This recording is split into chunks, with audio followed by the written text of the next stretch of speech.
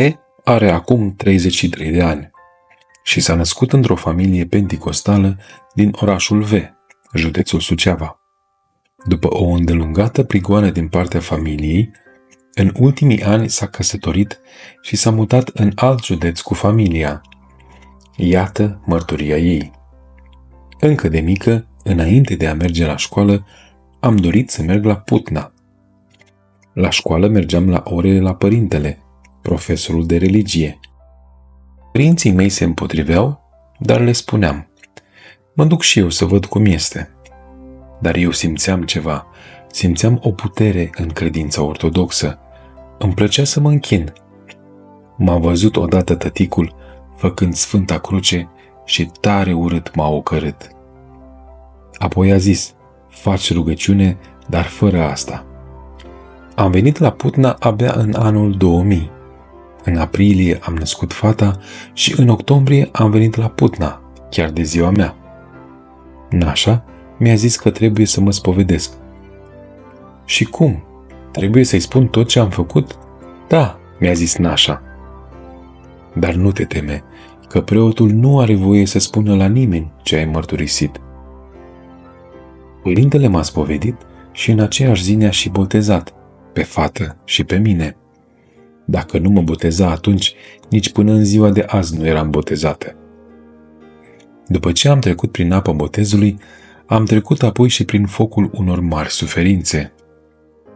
Când am venit seara acasă, eram miruită și era mir din acela mirositor. Cu ce te-ai dat? Eram încă udă pe cap de la botez. Am făcut baie azi dimineață și nu s-a uscat. Dar cu ce te-ai dat, fată? După o săptămână le-am spus. M-au dat afară din casă și am rămas pe drumuri mai multe luni de zile. Am venit la Putna. Cât timp s-a putut, am stat pe aici. Apoi m-am mai dus la Sfântul Ioan de la Suceava. Mai țineam legătura cu părinții. Ei îmi spuneau că, dacă las credința ortodoxă, mă primesc acasă. Dacă nu, drac în casă lor nu le trebuie. Era foarte greu. Eram cu fata în brațe. Ea avea 7 luni și nu aveam niciun ban de nicăieri. La mănăstire și la schit mi-a fost casa mea. După aceea, cu chiu cu vai, m-am întors acasă. La început, când tatei nu-i convenea ceva, profita că mămica nu era acasă și mă bătea, mă fugărea. Veneam la Putna pentru 2-3 zile și apoi iar acasă. Iar mă bătea și mă fugărea, iar mergeam la Putna. La ora 4 ajungeam acasă, la ora 8 mă întorceam înapoi la mănăstire. Ce ai găsit în credința asta? Ce ai găsit la popii ăștia? Mă întreba furios tata. Adevărul am găsit. N-am găsit pe nimeni. Am găsit credința ortodoxă. Și începea tata a drăcui și a înjura. Le spuneam alor mei: voi m-ați alungat. Nu v-a trebuit dracu în casă, cum îmi spuneți. Dar lor le-a trebuit. Așa drag cum eram, m-au ajutat cu ce au putut și ei. Nu m-au dat afară. Nu v-a interesat că m-ați alungat, dar părinții ăștia m-au primit. Pe voi nu v-a interesat că era iarnă și era frig și nu mai știam cum să încălzesc sticla de lapte ca să-i dau să mănânce fetei. Nu v-a interesat de nimic.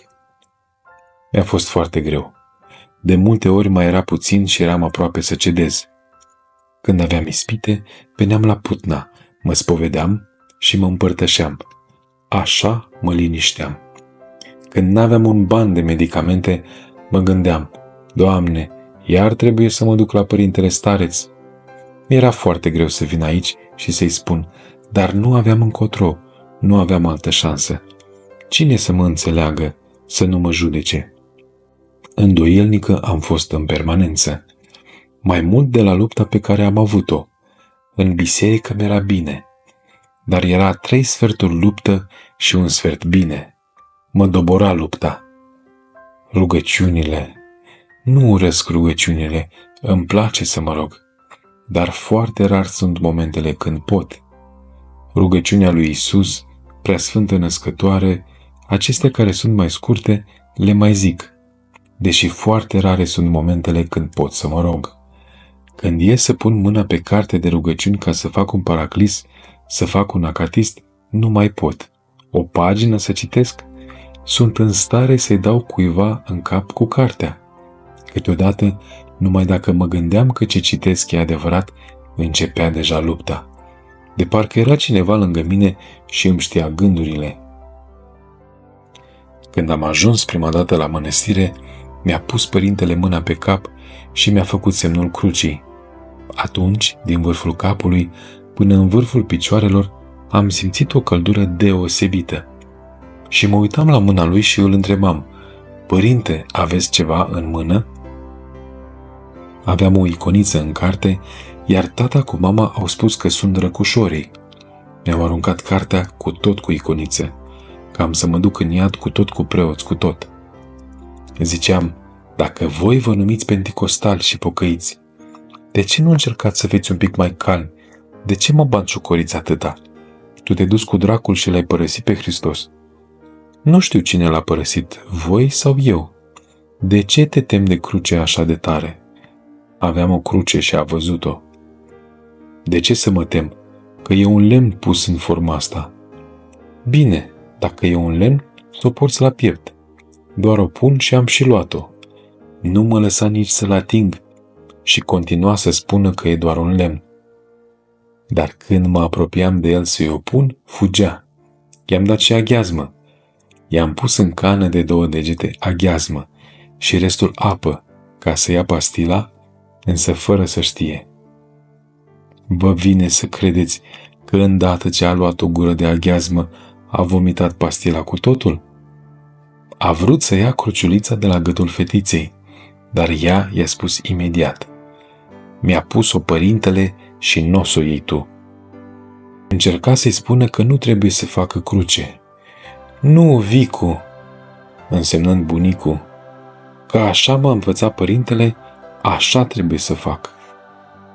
Când începea să mă ocărască, fetița îi spunea: asta e mama mea, una am, nu mai am alta. De ce o ocărăști? De ce o bați? Toți vecinii de lângă casa părintească erau penticostali. Ei mă priveau cu frică. Știau cum se comportă ai mei cu mine. Mă întrebau de ce am făcut asta. Eu le-am spus: motivul nu-l știu. Atâta știu, că la ortodoxi mi-e bine, deși uneori mi-e foarte greu să recunosc: aici e adevărul.